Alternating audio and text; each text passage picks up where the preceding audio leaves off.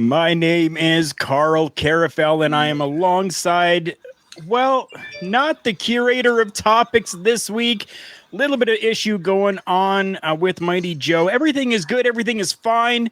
Everything is safe with Mighty Joe, but I do have two of my most favorite people from over at Love Wrestling joining me today so that we can go through and still bring you Turnbuckle Talk. Alongside me today, we are talking with Chris Parrish as well as our good friend, Ed. And this is absolutely exciting. I know, Ed, that this is the first time that we have had an opportunity to actually be together on a stream doing anything with Love Wrestling, and I am so looking forward to this. This week is a little bit different than what everybody may be used to. Usually we have the curator of topics, Mighty Joe, that bring us all these different topics. This week, we have something very special that has been presented to us from our friend Chris, and we've decided to go with this and run with this week.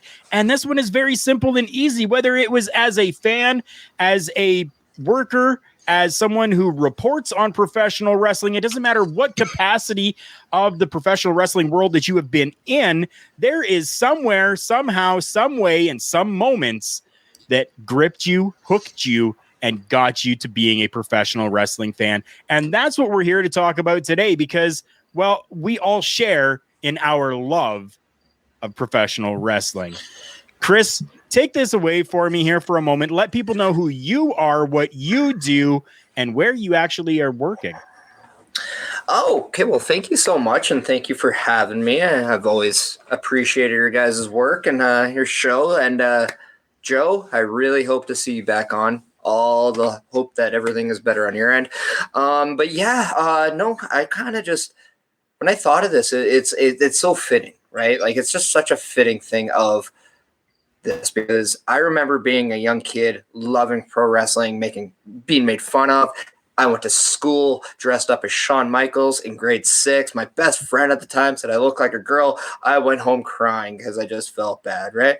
And then, boom, Chris Jericho in grade 9, and I felt no shame because I broke all the walls down. But yeah, no, I'm always just a wrestling fan. Like, I'm a pro wrestler since 2004. I've worked for many companies. I've been very fortunate and humbled to have had some of the things I have. Man, like even this year, having Jim Johnson following me on Twitter, that's just one of the coolest moments and perks, right? But yeah, no, I mean, you can follow me, a Real Canadian Wrestling, which is located in Edmonton, Alberta, in Lethbridge, Alberta, Pure Power Wrestling. Those are the two mainstays. You can follow me. I will be changing the game with Love Wrestling, partnering up with Full Force on October 15th at the Edmonton Rec Center on the south side. So make sure you check that out, which I believe you can stay tuned to Love Wrestling, where you can watch the show live, I believe. So that is where you can find me in the ring. And again, thank you, man. I'm just grateful to be here. Awesome. I'm happy that you decided to come on, even though everything did not work out as we planned. I'm happy you still decided to come on and stay on with the show today. Ed, take us through a little bit of who you are and what you are doing over at Love Wrestling. Yeah, so I mean, I'm just a longtime wrestling fan. Grew up in the Boston area. Just loving wrestling like everybody else did. Same thing with Parrish. I grew up a Shawn Michaels fan. I grew up in the New Generation era. Like any kid that can watch the New Generation era and say, I fell in love at the end of the Golden Hogan era, beginning of the New Generation era. Like, I don't sit here and watch wrestling and go, oh my God, this is the worst thing ever. Because I grew up watching Doink the Clown wrestle a guy named Adam Bomb. And I grew up watching Duke the Dumpster Drosy and Triple H thinking that he was a blue blood, French Canadian dude. Yes, with the whole thing. Like, that's when I fell in love with wrestling. So people sitting here going, oh my God, Raw's unwatchable. No, it's not. You just got to find the good in the bad. And there's a lot of good going on right now. And things are changing because people are making it change. WWE was at some of its best creatively when they had competition. They've got competition. It isn't on the same night. It isn't. You can't. It's not apples and oranges yet, but someday it will be. Like people, I'll get back to that because I love AEW, but I'm not the diehard AEW guy. I'm the one. Let's put it this way: we'll do a little inside baseball. I'm the one person in the chat who doesn't profess their love right now for AEW. I've stayed very quiet in the Slack chat for about a week and a half because of the fact that they've killed it with all kinds of great things. That being said, I'm just not as all in as everybody else is with AEW. But I love them, and they're doing fantastic work, and all the best luck to them. I hope they succeed because wrestling's at its best when there's great wrestling to be had. Whether it's here and whether it's in the love of my life in WWE, whether it's in Impact Wrestling, whether it's my local indie show, whether it's how dare I not?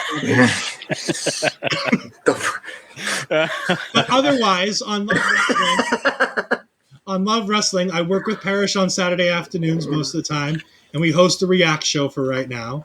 But the wrestling world's changing, and so everything else might be changing. On top of change, tomorrow we debut with the re-debut of NXT, as William Regal called it, 2.0, which got me real scared because that was an official William Regal promo on Twitter earlier. Oh. My co-host for the new program NXT, where we're going to be spilling the tea about everything NXT after Power Out. So that's the new rebrand for us. Now that the war is pretty much over, we figured that the War Report name needed to be a little bit changed. So we've got the All Elite Report on the weekends with Matt and JPJ, and they're killing it, talking all things Elite. And then me, Cody, and Astrid will be talking all things NXT after Power. Awesome. And I absolutely love that name, NXT, TEA. I absolutely love that. A friend of mine, I don't know if any of you know her, but Noelle Harlow Lagrasso. She has been doing a show as well, Spilling the Tea, TEA, which is absolutely fantastic. Noelle is the wife of former worker Vito Lagrasso, Big Vito.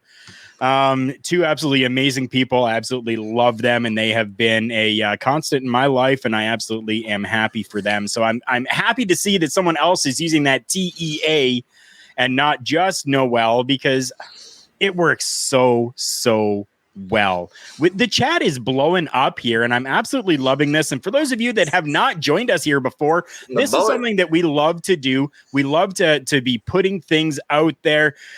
Cool running, shameless plugs. Yes, Pluggo, that is right. So this one here, the Real Tight Spot. Thank you. Yes, 3 amazing guys here today. Badass trio on a Monday. Someone celebrating a Saints blowout win. Yeah. There we go. I mean, absolutely fantastic. And then Jay Quick 30, thank you for stopping in, coming by. Speaking of Impact, Gail Kim will be making an announcement about this weekend's taping, and she will be joined by a returning Knockout. That's pretty cool. That's something that we like to hear. We love to hear that. And again, coming back full circle to our topics here, right? So the topic, what got us into professional wrestling. Little things like that definitely get you and hook you even more into the world of professional wrestling. When you've got a returning somebody, whether it's a superstar, whether it's a knockout, whether it was back in the day a diva, whether it was didn't matter. If somebody was returning but was kept secret, you were hyped, you were anticipating who it was going to be, when it was going to happen, stuff like that. See, professional wrestling for me started pretty much at the age of 3. My Oma, which is grandmother, was a professional wrestling fan. From what I am told, she lived in Winnipeg, Manitoba, Canada, as I lived in Northern Ontario, Canada. My parents would tell me that she would literally sit there and yell at the television when her favorite wrestler was getting beaten down. And you got to remember, this is back like the 80s, 70s, and 80s. So kayfabe was still alive back then. So she thought that these people were getting beaten down because nobody knew the difference back then. And did I know the difference? I did not know the difference at all back then. Growing up, just like everyone else, myself, made fun of growing up, made fun of in school because I was that fan of professional wrestling. Did I like baseball? No. Football? No. Wait, I'm Canadian. Did I like hockey? No. I was a fan of professional wrestling. That was it. And I grew up with a little bit of the older guys. You know, I grew up with like the Hulk Hogans and the Randy Savages. And, you know, like I grew up with that generation of professional wrestling, the rock and wrestling era. That's what I grew up with. And it's just continued on since. My favorite of all time, that's right, the man who does the sweet chin music, Mr. Shawn Michaels. Maybe. Ric Flair is pretty close up there as well. The two of them definitely have been my all-time favorite growing up.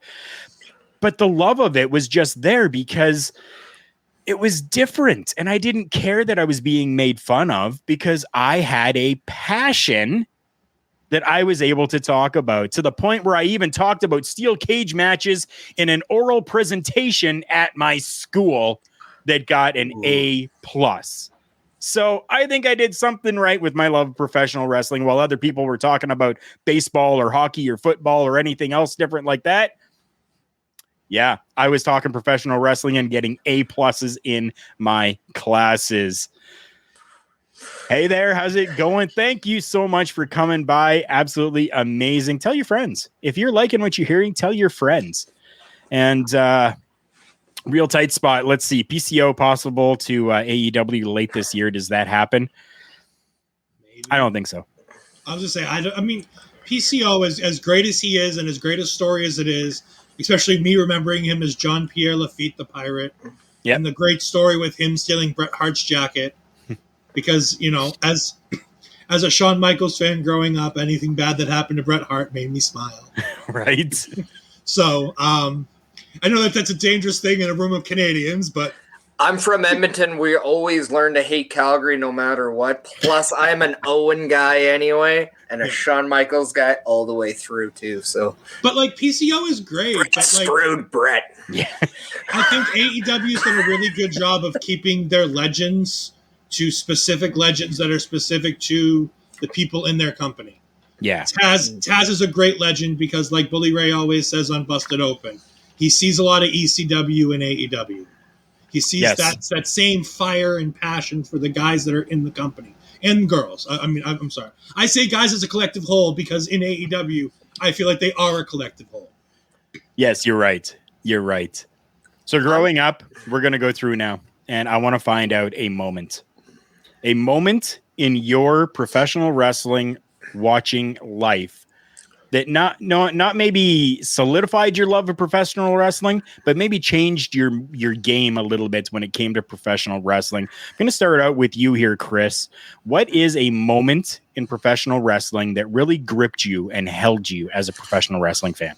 So I actually have 3, and they're all meaningful in different ways. What made me actually know that I wanted to wrestle when I grew up was when I saw the 1995 Royal Rumble live. And I got to see my favorite wrestler, Shawn Michaels, go in number 1 and win the whole thing, which I still think is one of the best Rumbles that I've ever seen. However, it's also one of the shortest of all times too, because they really went through that quickly. But I mean, just take it back. I mean, it was just it was really when Rumbles, in my opinion, became the coolest thing in the world.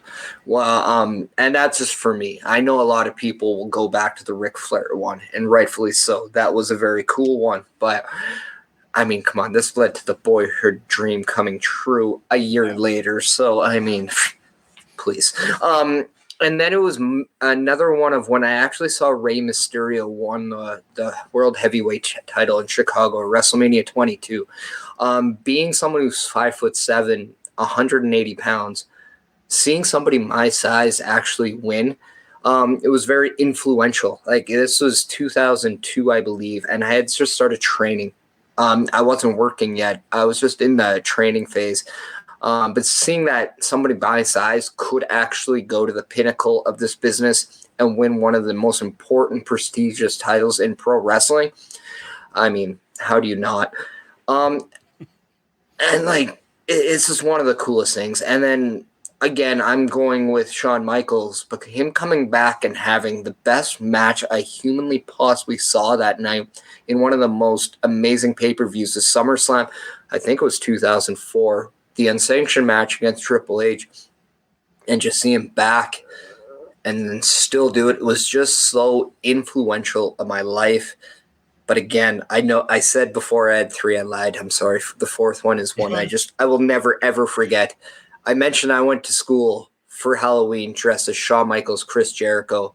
The WrestleMania 19 match was just absolutely amazing to me because it was for the first time I saw the two guys, in my opinion, who I wanted to be when I grew up. I mean, think about it.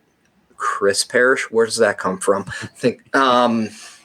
But yeah, like, just seeing that match, never thought in a million years I would see that, just given all the history with Shawn Michaels and his back and not having the internet because we're old people. But yeah, I mean, come on, like those are just amazing. When you get older, you get the bumps and the bruises. Seeing Shawn Michaels come back from something gives you hope you can still do that. Just being a small guy, Rey Mysterio is just so influential. One of the best luchadors, actually the best luchador of all time. Yeah, like those are 4, like right off the top of my head. Like without those, I am not a pro wrestler. Awesome. No, that's absolutely fantastic. And I'm glad that you brought all of those out because definitely people need to know. People need to hear about them. Ed, I'm going to throw this down to you right now. Tell me about a moment that just made your passion come through and validated your thought of loving professional wrestling. So the first 2 moments that I can remember, like legit, again, childhood, but crying during wrestling. Because when I think of passion for wrestling, there are those moments that just make you cry. In wrestling, if great wrestling does that to all of us, in our 30s, in our teens, when we're kids, there are moments that make you cry. The boyhood dream, as Parrish mentioned. I mean, I'm as old as WrestleMania. The first year WrestleMania was around was the year I was born. So every year I know, how old I was when WrestleMania. 12-year-old kid watching my favorite wrestler win the world title in one of the greatest matches I've ever seen. Because as a kid, the thought of going 1 hour, not having seen Ricky Steamboat and Ric Flair do it, not seeing the greats in WCW and before WCW and Jim Crockett Promotions having done it. It was unheard of to think that 2 guys could wrestle for an entire hour. Right. Watching those guys just perform magic there, where nobody won in an entire hour, and it took, the ending to do it. It brought up the emotion. At the same time, being a 14-year-old kid and finally getting to go for the first time WrestleMania being in my hometown and going to Boston as a kid and for my birthday gift to watch WrestleMania and to watch my favorite do it for the last time, what I thought was the last time, and crying my way out of that arena in an arena full of people celebrating Stone Cold and the rise of the Austin era. And me sitting there bawling in tears because Mike Tyson turned his back on Shawn Michaels and he lost. Right. And then learning that was pretty much the end of Shawn Michaels in WWE because we all thought that was the end. Yeah. Because we didn't think 2002 was ever going to come again. So those 2 moments, those two moments just it solidified it. I mean, but Boston's had such a rich history. I mean, being there the first time The Rock won the IC title, I was at that live event. Watching Shawn Michaels hand over the WWE title when he lost his smile, I was in Lowell for that one. We don't have to talk about that moment with Shawn Michaels fans. It's one of those moments that everybody paints as such a painful thing, and and he's like, oh, it was him not wanting to do it.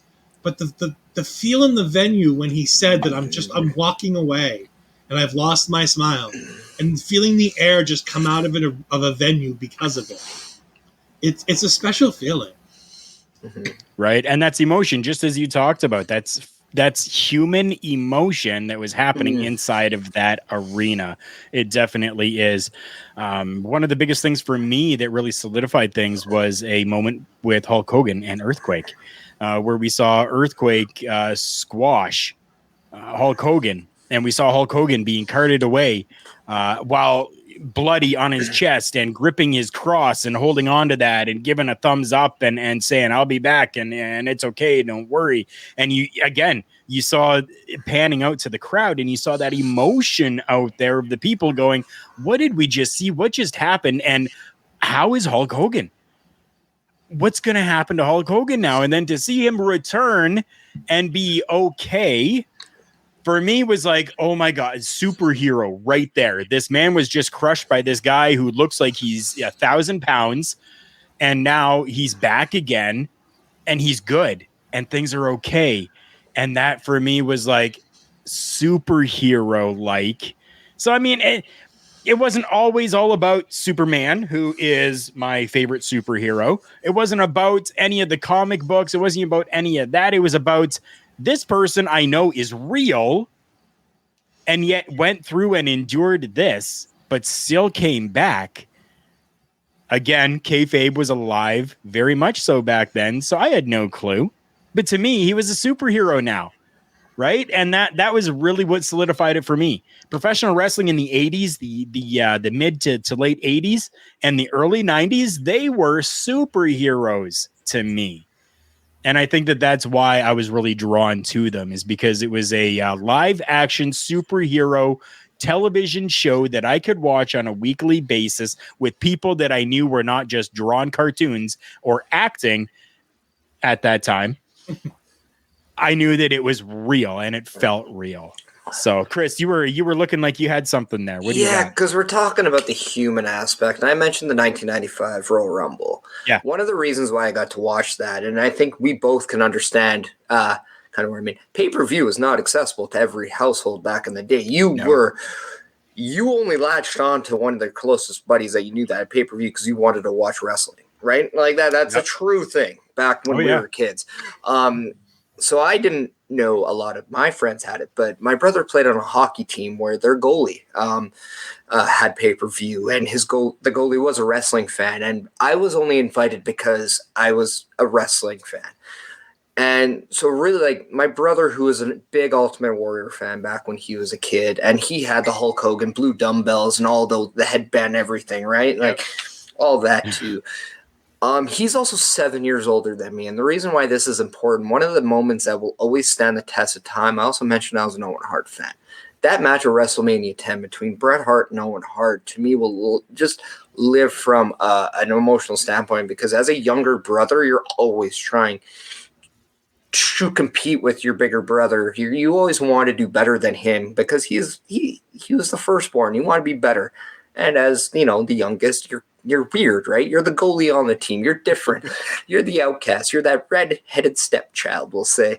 But with that being said, it's like you do things a little differently. But when I saw Owen Hart step out of the shadow and beat Bret Hart in one of my favorite matches ever, just made me so much more belief that as the baby, the younger brother of a family, like, I am capable of doing things. It gave me a lot of hope, even though he was the bad guy and I wasn't. And that standpoint of him in the entrance aisle always saying it's all about you at WrestleMania 10 is to me is still the greatest story that WWF at the time never completely told and finished telling. And God bless Owen, because he is by far a huge inspiration to me.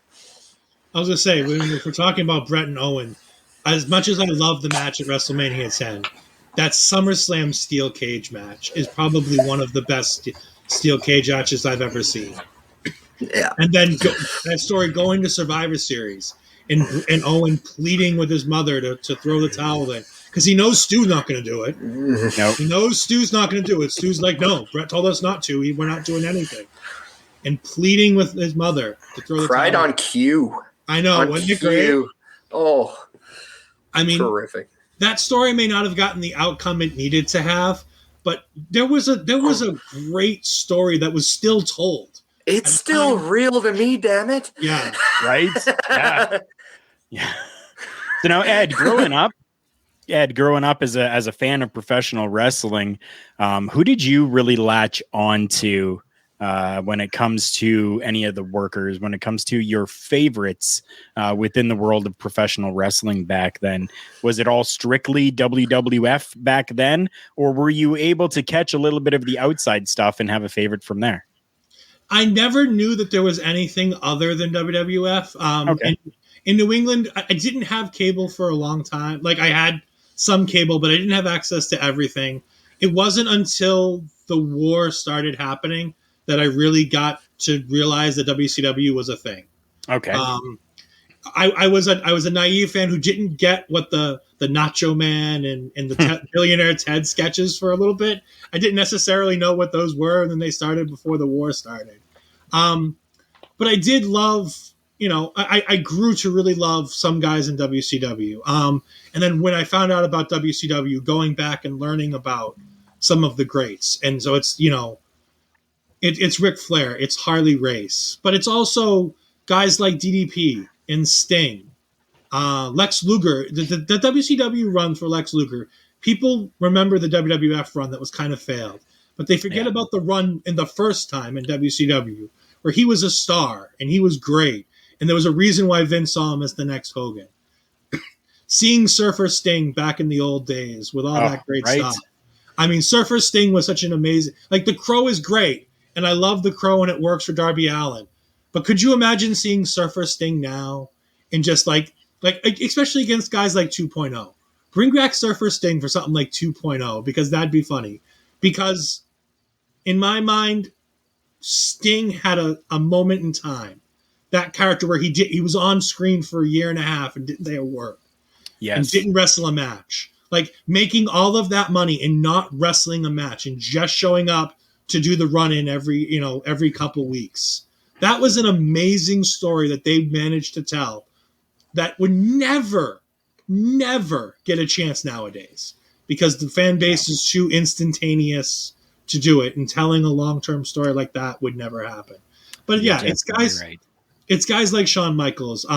It's guys like Doink the Clown was a huge fan because I was a kid in WWF and Doink the Clown was hysterical. Right. So it's guys like that, but it's also, Ted DiBiase and Tatanka and just so many other guys that, get the Legends run every now and then when WWE remembers that they still, work the business and need the name recognition.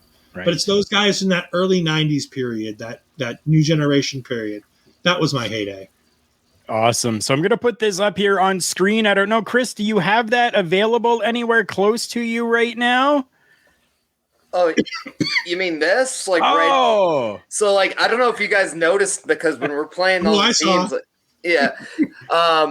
So when you guys were playing the rock music, which I got to say, so refreshing to hear rock music in the Love Wrestling streams, because wow, I can't really get into it's not my jam, the other music. So sure, I don't know. I was doing the Seth Rollins, I was swinging the title around my head, doing that whole thing as it was going on, just because I was just trying to make you guys laugh. That we don't do very often on this stream, but hold that up for the camera there for a moment, and we will give everybody a good look here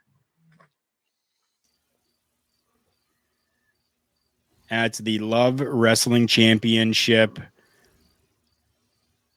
There we go. So absolutely amazing to have a champion on the show. Like, how cool is that? Right? I'm stumbling over my words. The Love Wrestling Elite Championship. Dude, that Canada dude. Thank you so much. So I want to take things into a little bit of a different area right now. We've talked about our loves of who and kind of the moments that brought us to becoming a professional wrestling fan. But everybody always seems to have that one person that they absolutely loved that no one else seemed to like. And I want that you guys kind of take a moment to think about this and think about somebody that is a little bit obscure that you absolutely enjoyed and loved watching on a weekly basis or were a fan of that nobody else was a fan of. We'll start this out with you, Chris. Well, it always seemed like the people I loved were appreciated after the fact. Like, I was a huge Jericho fan, and he wasn't initially loved until after the fact. We were just talking with Ed, like guys that you loved. Shawn Michaels, Chris Jericho, Crow Sting, because I saw the movie and I'm like, oh, finally get WCW, and this guy looks just like him. Awesome. Became that. And then all of a sudden, the internet goes, like, we get the internet, and then you go to Ring of Honor. That's where I became a CM Punk guy. Then I become like an Adam Cole fan. Right. And it's just weird to see 4 of those guys currently in AEW right now. The generational difference is insane. But the one guy I believe that was so good, whether it's performing, entertaining, that never got a real shot of being the guy, we talked about him already. It's the NXT commissioner, William Regal. Yes.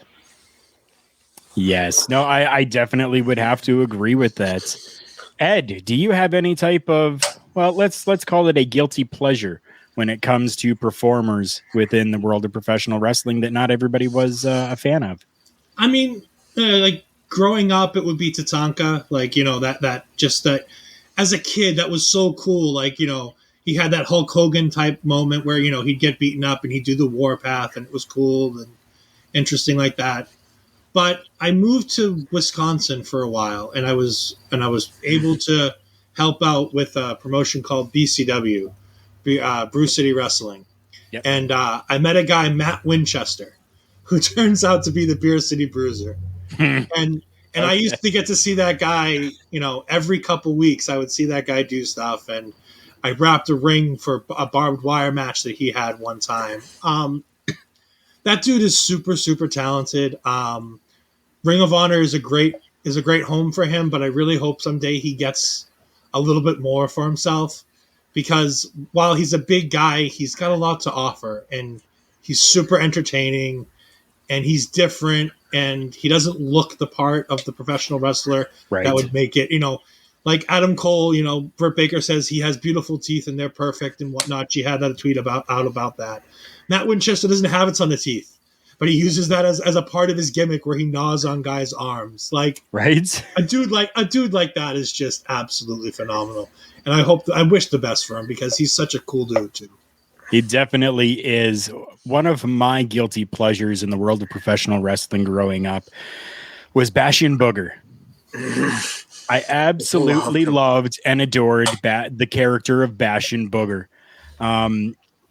Not when he played the Friar or whatever. Like, no, it just wasn't the same. But as Bastion Booger, where he had what looked like duct tape going across his body and coming out and eating turkey or chicken or whatever it was, the entire whole thing, that fed into my little fat kid guilty pleasures, and I absolutely loved it. And thankfully, I was able to actually finally be able to meet Mike Shaw, is who played the character of Bastion Booger before he passed away. I was actually lucky enough to work on a show that had him there as well, and got to sit and talk with him for a few minutes, which was absolutely fantastic. So guilty pleasure for me that not everyone else was a big fan of was Bastion Booger or Mike Shaw. No pun intended with this. Mike Shaw was a super big man in Calgary. I didn't know that. I didn't know that he was big in Calgary. Is this the character that he played there? Makan Singh? I'm not sure if it is or not, but yeah, big character in Calgary. So that's absolutely fantastic. I absolutely loved Mike Shaw, and being able just to sit and talk with him for that little bit of time was absolutely fantastic. And just to be able to tell him, hey, you were one of the reasons why I continued to watch professional wrestling, and to see him just kind of get that little bit of a smile on his face, trying to keep his kind of composure and, like not necessarily geek out, I guess, but for him just to kind of have that demeanor of thank you and just have that little smile on his face, but you could see in the eyes that he lit up to know that somebody appreciated what he did there. I'll show you that little picture that I was going to say. Him. Yeah, it was him in, in global wrestling. Mm-hmm. There we go. I mean, not to cut you off, Karl, but no, go ahead. Another man, like we're talking like those big, kind of like bigger bodies in wrestling. Another one that I just absolutely loved, and maybe it was a tandem between him and his main squeeze, that I don't think ever got, the right push was Bam Bam Bigelow. Him and Luna Vachon were just. I was thinking about absolutely, yeah. That I thought I dropped a good enough hint, but. Oh my Lord, like whether it was the stuff he did in ECW was just absolutely amazing. Like we all remember the spot where they go through the stage in ECW.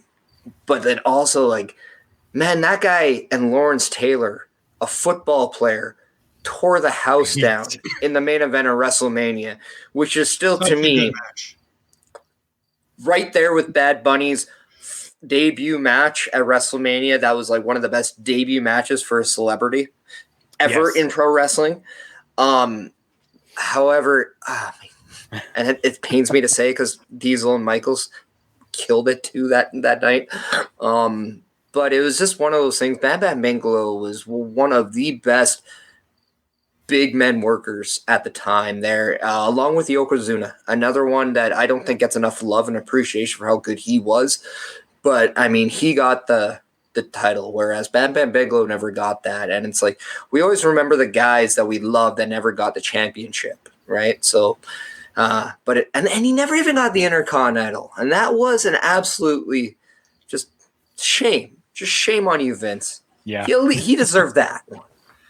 But I mean, when you think about the guys who were, like, it's like, as much as I love Bam Bam, you think about the guys that were in that picture during that time. And you're talking about the Bretts and the Shawns and the Razors and this who's who of wrestling lineage. When you're talking about Bam Bam's era in WWF, it's so tough to look back and go, it was a missed opportunity because they hit so many home runs with so many other guys. I mean, Scott Hall versus Bret Hart, Razor versus Bret at the 92, I think, isn't it the 92 Rumble or is it, no, 95? I forget what year, maybe 92, 93. But Bret Hart versus Razor Ramon for the title. No, at 95, I believe that was, wasn't it Bret and Tate? No, that was 96. Yeah, maybe it was 95. 95. I think it was 95 because 96 was Bret and Taker. And that's when Taker had the mask and, and Shawn Michaels ran in. Everyone ran in that match. But yeah, no, I think you're right. 95, yeah. 94 or 95, one of the two. Yeah, it's just there's so much good in that era that, like, if you go and look for it, you can find it. And it's just so fantastic. It definitely is. Man, this has been absolutely fantastic just to talk and reminisce and look back on things here. I think what we're going to do right now, though, is I need to take another drink of my non-sponsored Dr. Pepper. So if you've got something that you need to take a drink of as well, now will be your time to do that, as we are going to make our way into a quick commercial break, and we will be right back with you all in just a few moments. Wrestling, a love and a passion we all share. I've started a wrestling brand, the wrestling brand. A brand founded on the aspects of wrestling. Two entities working together to create a product that connects emotionally for people everywhere.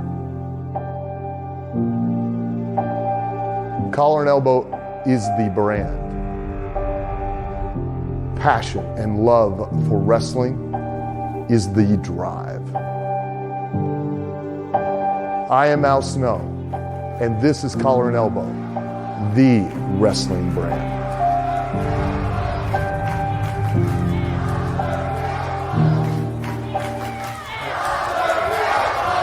The dictionary defines hero as a person who is admired or idealized for courage, outstanding achievements, or noble qualities. Being a hero in life is far more than words printed on a page. It takes an unwavering code, a compass that points true north, always. And in times like these, it takes sacrifice. Hero shouldn't be a word defined by a dictionary. It's a word that should be defined by the best of us. Hero has a new definition. Hi, my name's Barry Radcliffe. You might recognize me from such films as The Longest Ride or Ted 2. Now, as a successful actor, I have 2 planes, a supermodel wife, countless exotic cars, and a ton of cash. You might think it couldn't get any better than this, but you'd be wrong. For only $4.99, you could get OVWWrestlingNetwork.com. That's OVWWrestlingNetwork.com for only $4.99. Now, will your life be as good as this? No. Will it be better? Yes, and I guarantee that. That's not valid anywhere. OVWWrestlingNetwork.com is only $4.99. Tomorrow's yesterday is today. Prices so low, they're insane.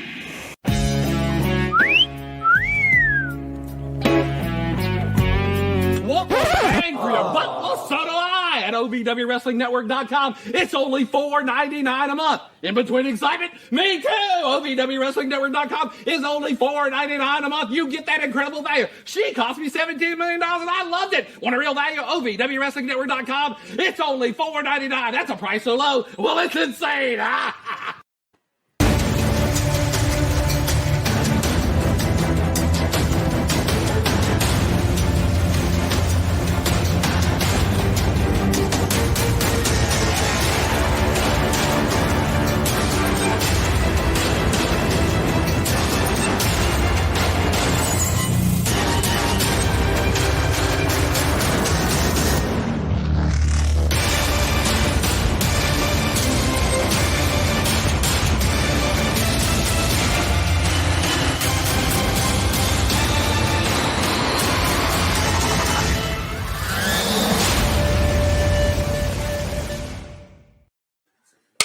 Welcome back, everybody, to Turnbuckle Talk. And thank you for sticking around during those commercial breaks. This is normally the point in the show where Mighty Joe and I would talk about our sponsors, but I got to cover that this week, so I'm just going to tell you super quick. We have a couple of sponsors. If you need workout supplements or even some workout gear, go and check out our friends at Phoenix, FNXFit.com. Go over there, and they have amazing stuff over there. The best product that I have found from over there has been their Super Greens. I absolutely love their Super Greens. 3 different flavors that you can choose from, but they have pre-workout, post-workout, recovery, sleep aids. Everything that you can think of is probably there. So go and check out fnxfit.com. While you are there, you can use the promo code, and it is in the ticker down below there for you, TB Talk Pod, and you're going to get 15% off your entire order. That does not include anything that you put into a reoccurring monthly subscription, but anything that you want to purchase for one-time purchase, you can use that promo code TBTalkPod and get 15% off your order at fnxfit.com. You guys saw the commercial there from our good friend Al Snow with Collar and Elbow brand. Collar and Elbow brand founded by Al Snow and has been absolutely amazing. I, as always, am wearing my Collar and Elbow branded hat.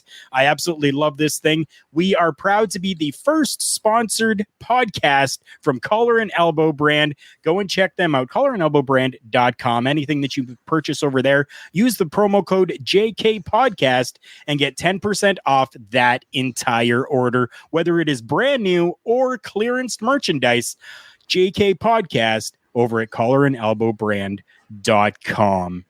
So before we move on to our other segments of this week, we've talked about our loves growing up and what kept us into professional wrestling. I want to end out this little segment here with one more thing for everybody to go through. We are still fans of professional wrestling. Who is it now that you are watching that has kept you in professional wrestling? Ed, I'm going to let you go first on this one. Who is it that you watch right now that you are a fan of and that you hope you continue to watch and has kept you as a professional wrestling fan? So I got the opportunity working, and this is an ironic story. I got the opportunity to interview John Cena via a NASCAR pre-race show because he was doing fast cars and superstars with NASCAR at the time. And somehow we got the lucky ball, and instead of drawing people like Mandy Moore and other people who were on that show, we got drawn John Cena. Nice. Because it was Boston based and everything else. And so the guy who ran the show goes, Ed, I need a rundown of John Cena. Tell me what you know. And I'm like, how long do you want the email? Like, do you want a quick one or do you want everything I know? And he's like, because he said a quick email of everything. And he's like, here.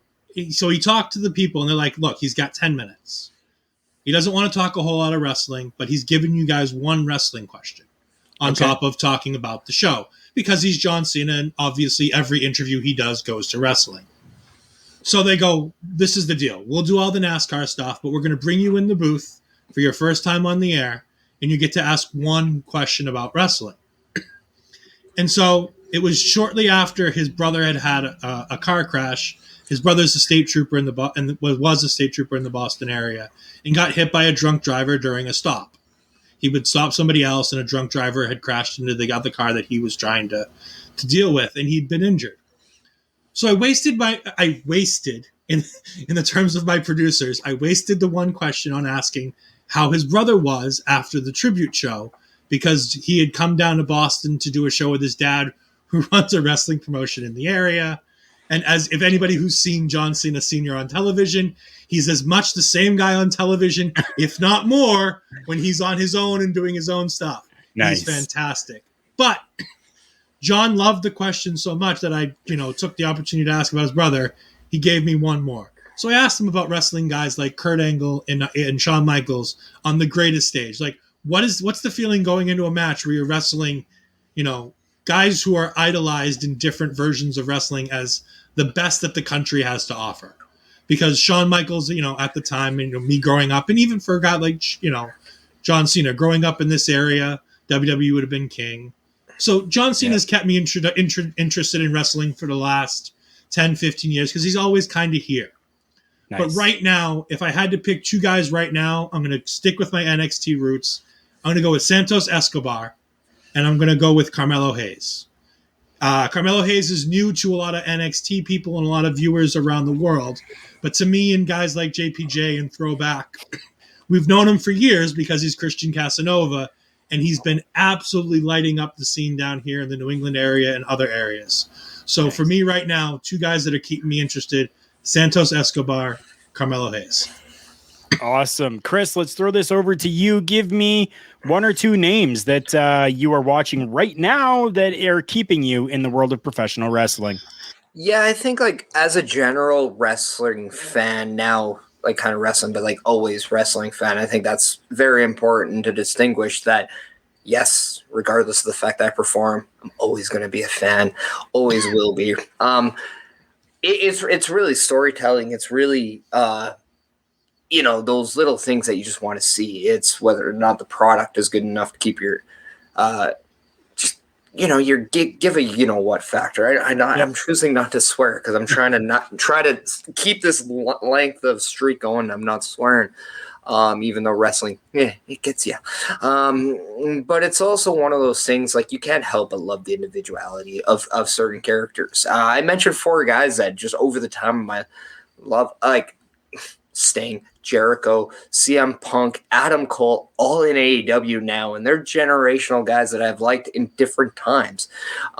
So for that reason, those are the guys of why I'm watching AEW, as well as the Andrade El Idolos, as well as the FTRs. I'm a huge tag team fan, and that's something that we don't even talk too much about because it's kind of hard to nowadays. But why I'm still watching WWE, that's easy, because I've loved it since I was a kid, and they still have talent that I love. I still love watching the NXTs for the Cameron Grimes. It's hard not to get invested in his backstory and want to see guys like that succeed. I have a heart just like everyone else, so I get tied into that emotional thing. But when it comes to overall performance, I want to see how guys like Roman Reigns, Seth Rollins evolve. And then I want to see the diamond in the roughs like come in. I like seeing Bobby Lashley. I like the fact that they're struggling to find the new guys, because you're gonna see guys come through, like whether it's a Big E, whether it's an Xavier Woods, who is, I think, one of the new guys. It's still very exciting. It's all about perspective in pro wrestling. If I was to give you one name of why I still watch wrestling, it's simple. In my personal opinion, one of the best complete performers in this day, his name's Adam Cole, baby. And that's it. Yes, and I know he's not the biggest guy. He's not the most believable guy. But guess what? He makes everything count, and I respect that. And that's really what of a performer I am. I try to make every little thing count. Not to mention, hey, who doesn't want to see him go up against Cena, The Rock, CM Punk on the microphone? Tell me I'm wrong there. Right? No, you definitely are not wrong. And at that same token, neither was Shawn Michaels. Shawn Michaels wasn't the biggest. He wasn't the best at absolutely everything. We found out that, yes, he damn well was the best at absolutely everything. But back then we didn't. He wasn't that typical Hulk Hogan Ultimate Warrior build of a guy that everyone was kind of used to. And he made it to be one of the absolute best. Getting to a couple of comments here. GCW as a whole makes me happy right now, but honestly, I'm excited by these new teens on the wrestling indies. Billy Starks, Starboy Charlie, and Robert Martyr. So, yeah, there you go. Anyone that's watching, listening, whether it's live or whether it is afterwards, take a look and Google those names, and you'll see exactly what's being talked about there. This one here, yeah. Wow. Wow. Wow. Well, if it's any inspiration, it's definitely a Blackheart. Well, there we go. Woo! There we go. So there we go. Jungle Boy and Luchasaurus. Another two names that yeah, definitely. So that Canada dude. I kind of agree with that. There are names that are in AEW right now that are keeping me watching. Yeah, there definitely is. I mean, looking at guys like Jon Moxley, being able to be Jon Moxley and not Dean Ambrose, I'm 100% behind, and I love watching him work. And then you've got newer names that people really aren't too familiar with, like Serpentico. We saw in the commercial break there about Ignite Wrestling down in Florida. Serpentico is a guy that I absolutely love to watch, and he is a reason why I continue to go and watch Dark and Dark Elevation so that I can see Serpentico working. And Serpentico was part of Ignite Wrestling, which I kind of have a little bit of roots with because, well, yeah, I've known Miss Kim for a little bit of time now, and I just everything that happens right there. And then NXT, like you guys said, when it comes to the WWE product itself, on the main roster, on the main shows, you do kind of see those familiar faces that keep you around, every little bit. But yeah, Cameron Grimes, 100%. I absolutely hate that stupid hat that he wears, but I will tune in just to see Cameron Grimes. My thing is, though, if you go to a show and he gives it to you, that's going to become your favorite hat ever. I guarantee it. Right? You're right. It would. 100% it would. And I know, I'm a big proponent of NXT UK, and I really kind of slapped myself in the face by not mentioning this. I watch it for Jordan Devlin. That guy is just absolutely fire right now, and I cannot wait for the day he's crowned NXT UK champion. It's going to come. This guy's amazing. I'd love to see him and Balor kind of really tear it up.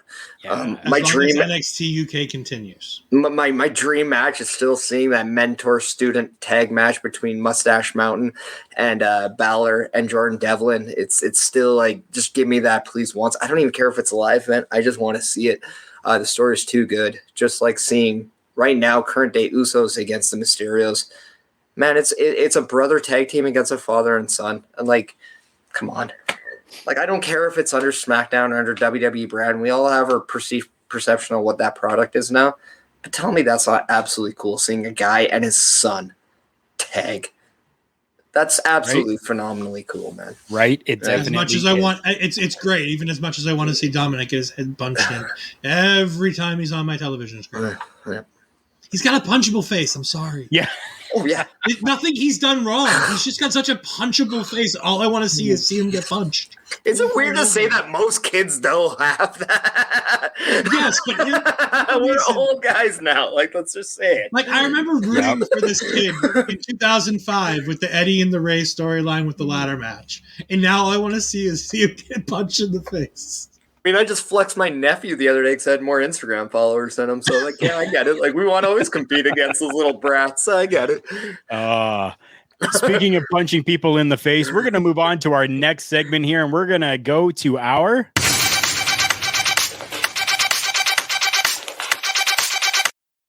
match of the week. So this is a time where we just kind of talk about and give our not prediction, but the match that we enjoyed the most watching this week. And it doesn't have to be something that actually happened this week. It's just something that you watched this past week that you absolutely loved and want to tell people about. Let's start down below. Ed, do you have anything that you have as your match of the week for this week? Yeah, I'm gonna go back, and it's like I said, it's a little bit of a ways ago, but I was catching up on some NXT stuff, and I watched Santos Escobar versus Carmelo Hayes, and those two guys are absolutely fantastic. And if this leads to a triple threat, which we include Swerve in, like that match is going to be on fire. Right. So anything involving Hit Row and anything involving Legado del Fantasma, you know, we have a thing where we talk about it on NXT, and when it was the War Report. It's the authentic. Those two gimmicks feel authentic. The people who are in charge of keeping them to their roots. It's not. Everybody has an idea of what WWE's ethnic storylines always end up with. But these feel so rooted in the authentic roots of the talent that are involved. You know, we're not seeing a Crime Time version when we see Hit Row. Hit Row's out there doing what Crime Time really could have been, especially watching JTG now. Like watching that guy now, and as jacked as he is, like the path for them was amazing. But you know, anything with Hit Row and anything with Legado del Fantasma, it's just off the charts right now. Perfect. So we're going to put this up here first before you go, Chris. So that Canada dude says that Chris Parrish is Dean Richter at As a joke, I was going to say that just to like be like, yeah, I'm good. I'd be ego. But at the same time, like, man, it's so hard to you're watching, man. I mean, who's with me on that? Watching TV matches, you're kind of prone to think one thing instead of enjoying it like you do with pay-per-views. Am I wrong to think that? And you're just more pleasantly surprised when something really cool happens on TV for a wrestling match? Yeah. Okay. And because of that, I've always been so much more like, I went back and I watched, I'm trying to remember what year No Mercy was, but it was a tag match between Paul London and Brian Kendrick against Casey Idol and Aaron Stevens. Okay. I think I got that one right. It was cool because that is just like, I've been trying to get more into tag matches, and that match to me was just absolutely amazing.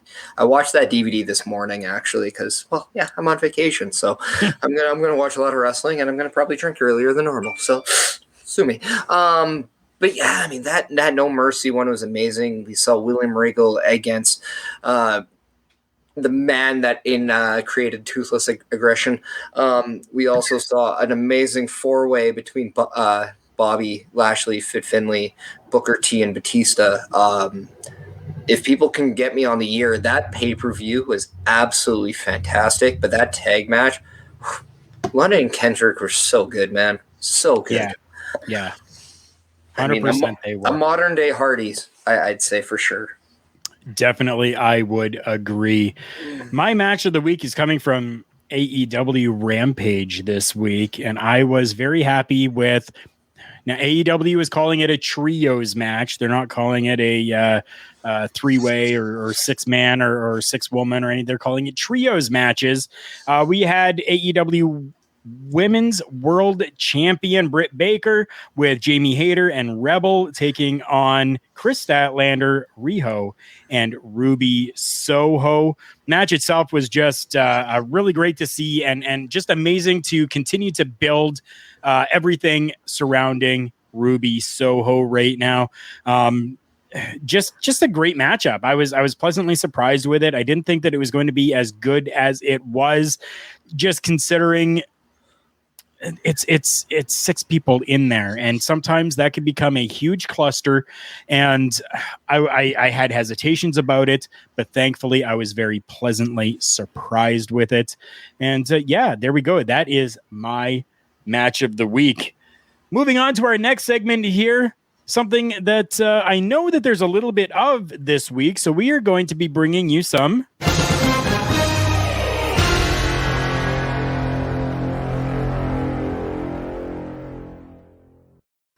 breaking news. Now, Ed, I know that you talked about before coming on that there is a little bit of breaking news. So I'm going to let you take this to begin with and give me what you've got for some breaking news.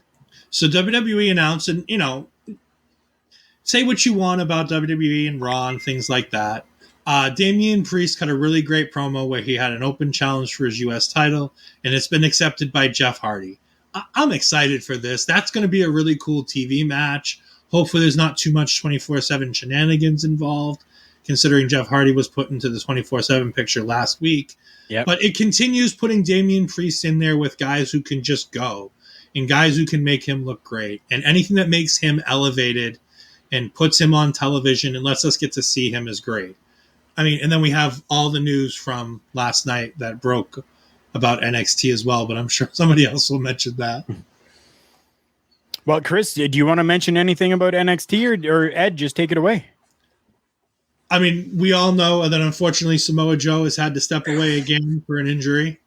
So Samoa Joe has relinquished the NXT title, and William Regal announced this afternoon, shortly before we went on the air, that the Fatal 4-Way match that was scheduled to be a number one contenders match will now be the new crowning of a new world champion in NXT. And that's happening this Wednesday, is that correct? Tomorrow night, Tuesday night. Tuesday night. Okay.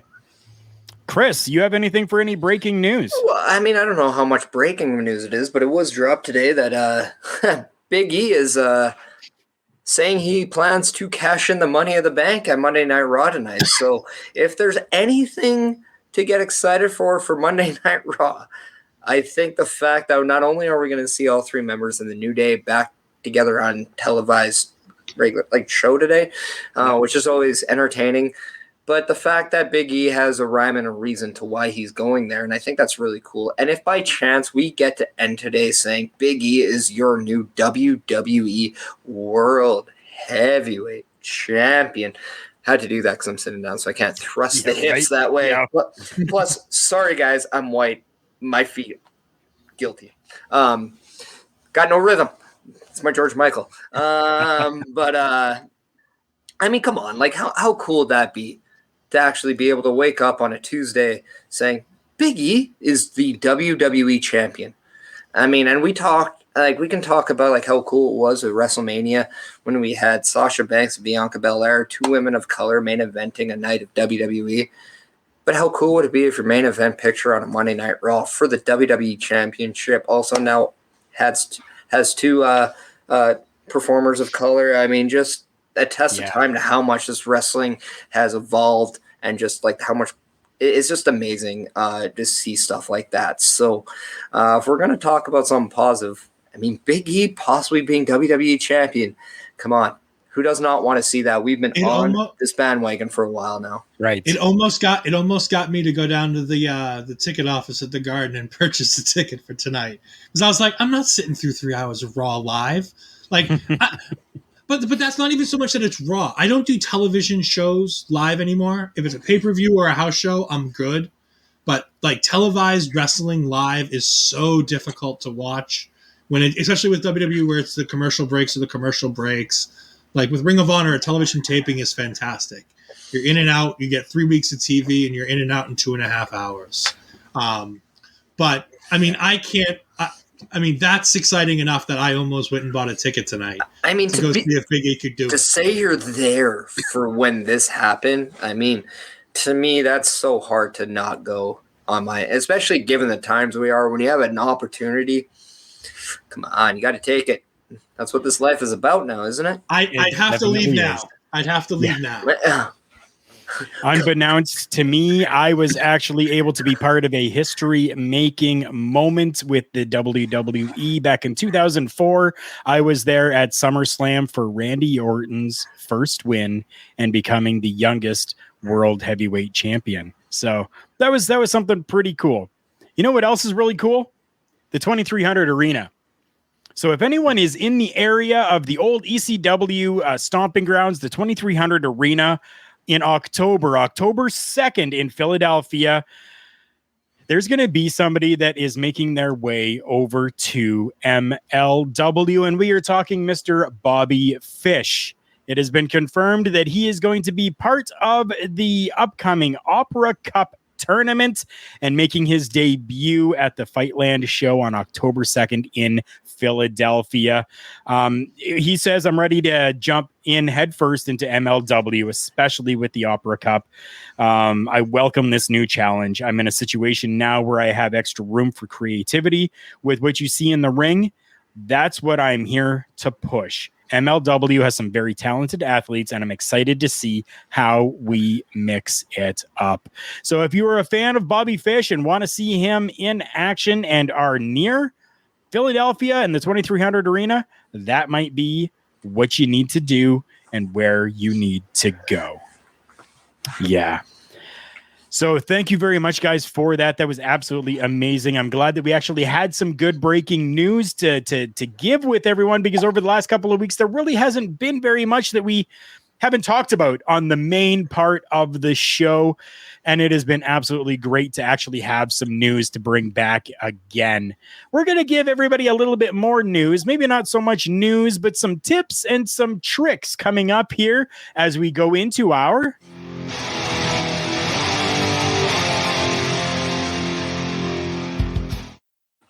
Showstopper segment. So our Showstopper segment this week is going to be talking about ways and the avenues to go for those who are aspiring to become a professional wrestler.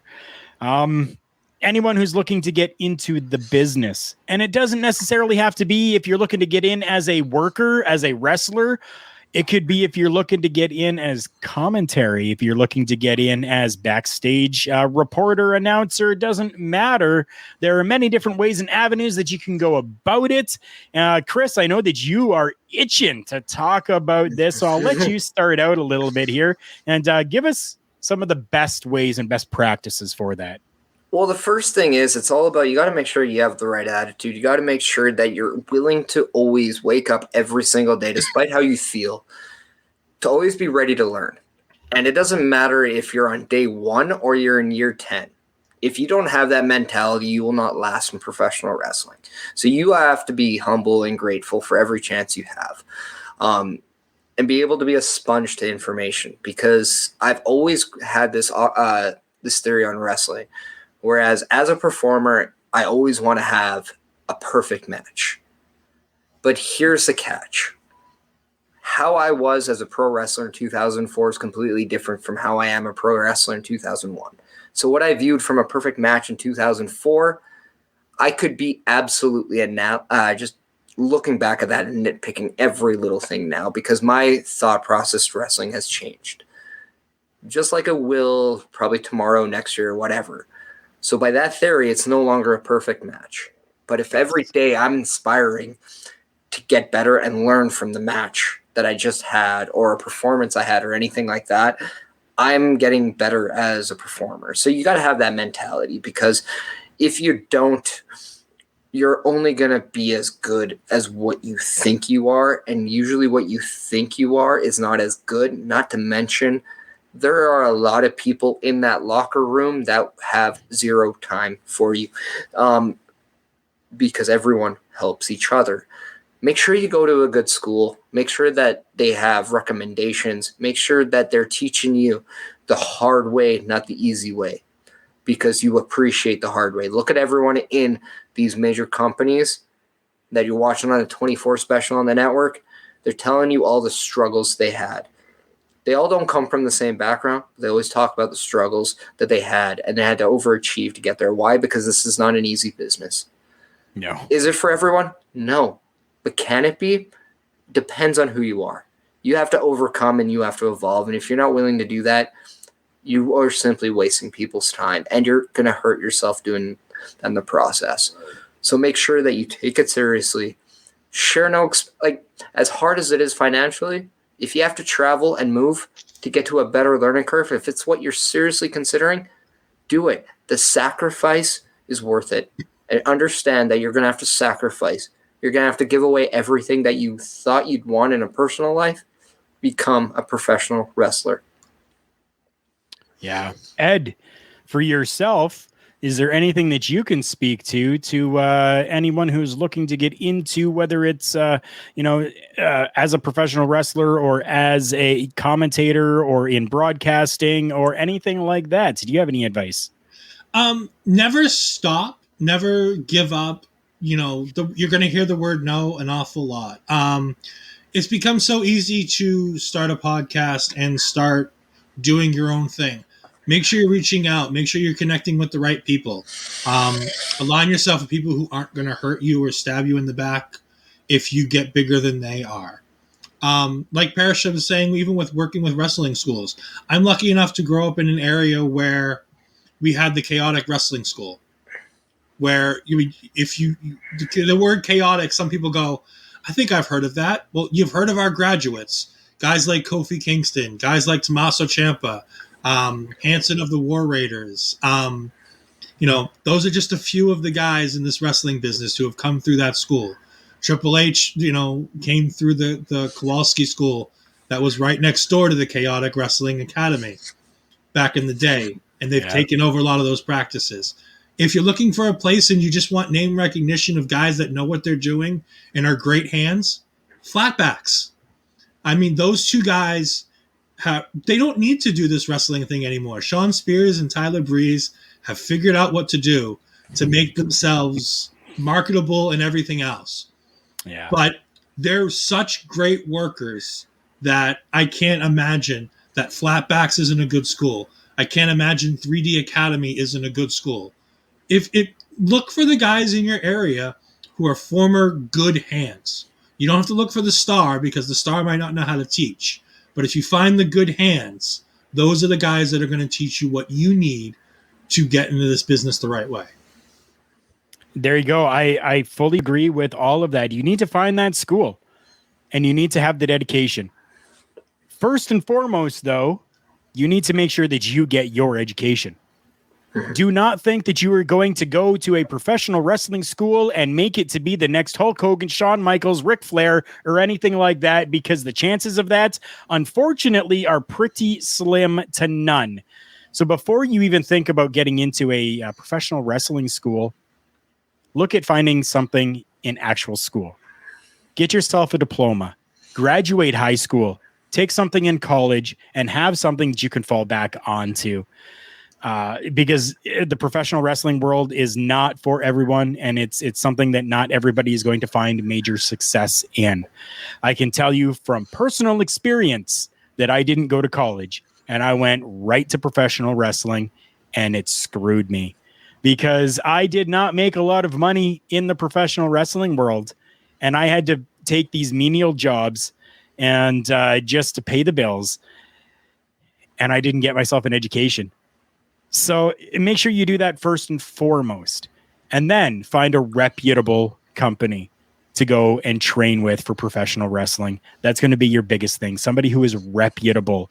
You don't want just Joe Schmo that's doing something out of his backyard and you've never heard of this guy. And when you Google him, there's absolutely nothing there for this person.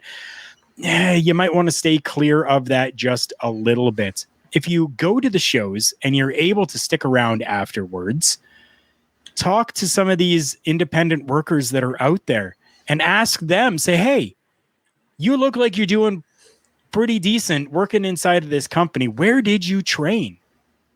Most of the time, the workers are going to be like, hey, you know what? This is who I went to. This is what I had to do. Go check out this school, that school, whatever, something like that. I mean, they're going to help you out. Why? Because they have that same love for professional wrestling, right? That's the biggest thing. Have that passion, but make sure that first you're getting your actual education, and then find a reputable company to go and train with. That's your first steps and your first startings. So I am super blown out here in whiteness because the sun is setting. And it's really made me look, and I've tried turning off my ring lights and I turned it back on, and nothing seems to be helping with this. And even see, there we go. Yeah, so while this continues to blow me out, I'm going to give both of you an opportunity, starting with you, Chris, to let us know where people can find you and what you do here with Love Wrestling. Well, you can find me on all the socials, whether it's Twitter at Chris Parrish, whether it's on the Instagram at Chris.Parrish, whether it's on Twitch at the Chris Parrish. You can also find me on Inspired This Week with Cameron Stevens, as I will be his guest this coming week. I will also be on Saturday Reacts this Saturday. Actually, I will not be. I will be wrestling in Lethbridge, Alberta at Pure Power Wrestling. Sorry. Probably won't be there. Maybe. We'll see. But tune in either way. It's a great show. I will be here for Sunday night, Sunday brunch on Sunday. And then I am also one half of the hosts of the POS show, which will be coming to you. I believe it's September 26th for Extreme Rules. That is the next time we'll be displaying. Date might be wrong, but the event is correct. I know that much for sure. Just like my teenage years, I thought homework was a stupid idea, so I don't do it.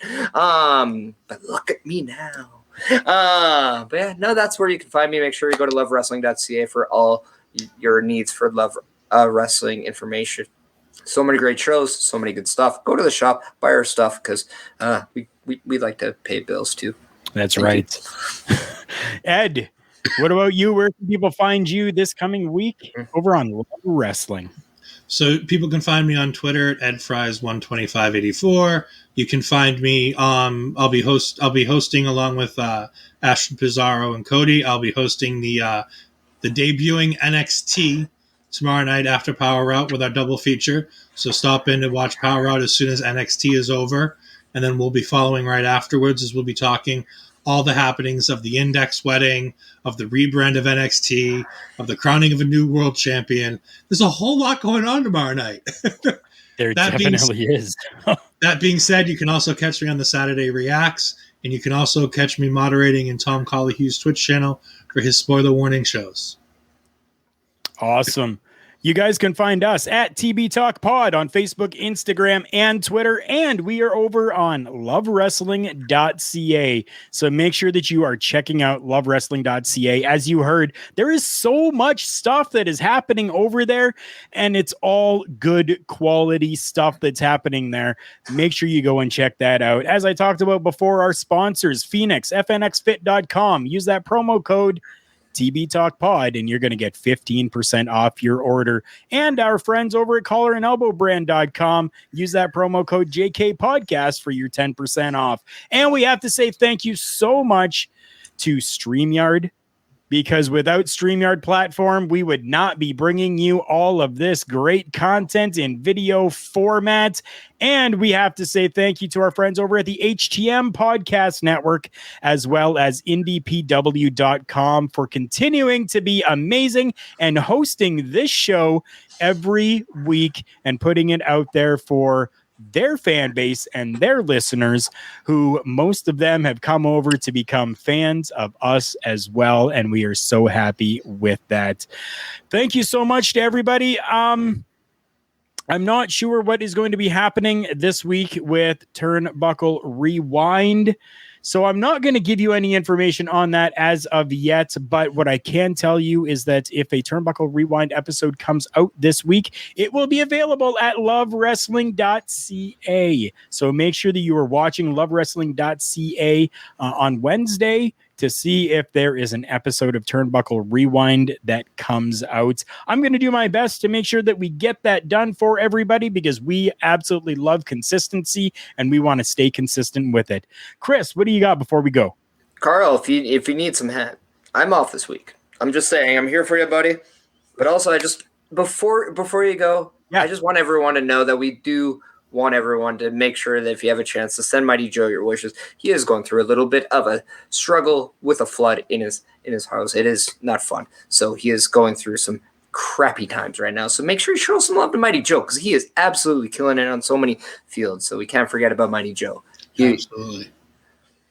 With that being said, thank you so much to Chris and thank you so much, Ed, for joining me today and helping out and making sure that we're still able to bring Turnbuckle Talk to the masses and especially for us being here on lovewrestling.ca. With that, thank you so much. And we are going to say bye.